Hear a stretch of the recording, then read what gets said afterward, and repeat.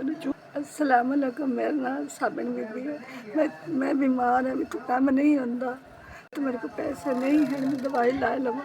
मेरा को धिया पुत्र भी है, धी पुत्र पुछदा ही नहीं कि नहीं तू कि नहीं है। मैं मजबूर हाँ, मैं कि जावा, बुढ़ी सवानी हाँ, मैं तो काम नहीं होता है। तो कहड़ा है महीना मेरा तो कोई तामन करो।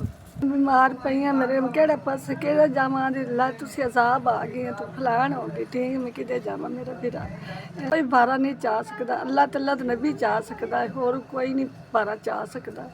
ना तो कोई नहीं मैं कपड़ा ला लवां, लीड़ा ला लवां, मैं दारू ला लवां, जी मैं कुछ खावन पीवन ला लवां।